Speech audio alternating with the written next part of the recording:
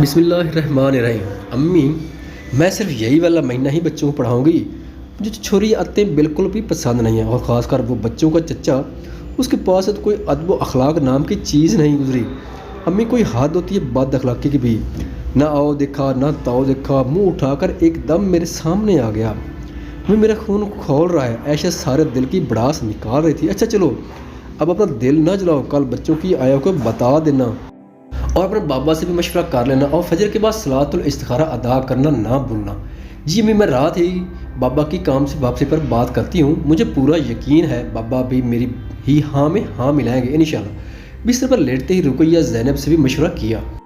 आप दोनों के ख्याल में मेरा ये फैसला दुरुस्त है? आप पे क्या फ़ायदा है अपने आप को फितरे में डालने का? अगर उनको अपने पढ़ाने का अंदाज़ इतना ही पसंद है तो बच्चों को हमारे घर भेज दें। हमने कौन सा हाल जूतने को बोलना है बच्चों को?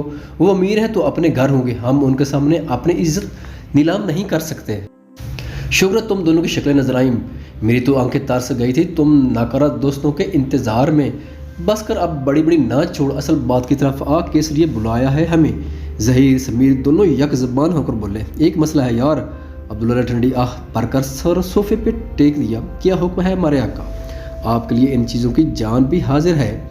दोनों ने फरमाबरदार बनने की भरपूर एक्टिंग की। बदतमीज़ो, फ़ोन तो उठाते नहीं हो और जान के नजराने पेश करोगे। मुझे अफसोस है ऐसे दोस्तों पर जिनकी जवान मर्दी मेरे किसी काम की नहीं है। यार बात खोलकर बताओ, हमारे तो कलेजे मुंह को आ रहे हैं। ऐसे लग रहा है तू अपना काफिला लुटा आया किसी रेगिस्तान में। ओ नहीं यार, मसला काफिला लुटने से भी बड़ा है। मैं तो अपना सुख चैन लुटा चुका हूँ। मेरी तो रातों की नींद उड़ गई है। सिर्फ चंद लम्हों को दीदार ने मेरा तो सब कुछ छीन लिया है। दोनों ने जोर से कह कर गए, भला ये कौन सी नई बात है? हर हफ्ते तेरी बगल में नई लड़की होती है।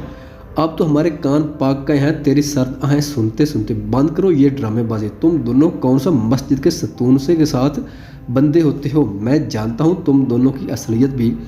मेरा मुंह ना खुलवाओ। अब ये अब्दुल्ला ने गुस्से से दांत पीसे। अब बस कर, असल बात की तरफ आ। ज़हीर चिल्लाया, यार वो बसीला अहमद की टीचर को मैंने एक झलक देखा है, सिर्फ चंद सेकंड्स के लिए, लेकिन यार ऐसा हुस्न मैंने ज़िंदगी में नहीं देखा। वो तो आसमान से उतरी हूर है। अब्दुल्ला खोए हुए लहजे में बोल रहा था। तू बड़ा तिल फेंक इंसान है। हर लड़की को देख कर तू ऐसे ही राल टपकाता है। यार तुम लोग मेरी बात को संजीदगी से क्यों नहीं ले रहे? दफ़ा हो जाओ, निकलो मेरे कमरे से बाहर। अब्दुल्ला ने मसनूई गुस्सा दिखाया। दोनों चिल्लाए, बस कर अब ज़्यादा मजनू ना बन। असल किस्सा क्या है? अब्दुल्ला ने सारी आप बीती सुना डाली। ये कौन सा मुश्किल काम है? दोनों बोले, मिडिल क्लास की लड़की है, लंबे नोट, गाड़ी बंगला दिखा उसे, सर के बल चल कर आएगी हमारे यार के कदमों में। नहीं यार, मुझे नहीं लगता वो ऐसे काबू में नहीं आएगी। वो बहुत मुख्तलिफ लड़की है। वो वैसे ही तेरे ऊपर अपनी दाग बिठाने के लिए शराफत दिखा रही होगी। ज़हीर ने अपना ख्याल ज़हर किया। पता नहीं क्यों मुझे लगता है वो बहुत मजबूत आसाब और मजबूत इरादों वाली लड़की है। कल से मेरी नज़र के सामने उसका मासूम पुर नूर चेहरा नहीं हट रहा। मैंने बहुत कोशिश की है लेकिन बेसूद, इसलिए तुम दोनों को बुलाया है। इस मसले का हल निकालो यार। कल आएगी तुम्हारे घर। हाँ, अब्दुल्ला ने जवाब दिया। बस जब तुम्हारे घर से निकले उसका पीछा करो और उसको घर बार के बारे में पता करो और हमारी जान छोड़ो। दोनों ने हाथ जोड़े। वैसे कितने बेफैज दोस्त हो तुम दोनों। तुम्हारे दोस्त का सुख चैन ख़त्म हो गया और तुम लोगों को एहसास ही नहीं है। लाले, ये भूत भी चंद दिनों के बाद उतर जाएगा। तू हमारा दिल फेंक दोस्त है। दोनों ने ज़ोरदार कहकर लगाया, जो अब्दुल्ला को जज करने के लिए काफ़ी था। फजर की नमाज के बाद सलातुल इस्तिखारा अदा की और अपने फैसले पर डट गई।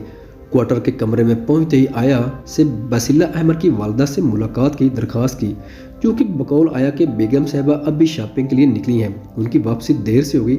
ऐशा ने कुछ लम्हे सोचने के बाद आया को अपना फैसला सुना दिया और साथ ताकीद भी की कि बेगम साहबा तक ये बात पहुंचा दें। कमरे में आकर कुंडी चढ़ाई और हस्ब मामूल पूरी तवज्जो के साथ बच्चों को पढ़ाना शुरू कर दिया। घर वापसी पे चौकीदार ने रोक लिया कि बेगम साहबा अभी 5 मिनट में आ रही हैं। अच्छा, लेकिन मेरी अम्मी बाहर खड़ी हैं, आप उनको भी अंदर बुला लें। ऐशा ने इल्तिमास की। हम इधर बेंच के ऊपर ही बैठ जाते हैं।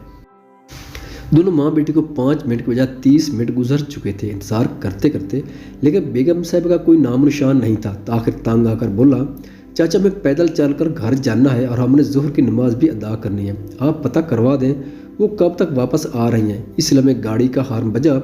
चौकीदार फुर्ती से गेट की तरफ बढ़ा। लश लश करती मर्सिडीज़ AMG फराटे बरती अपनी मखसूस जगह पर जाकर रुकी।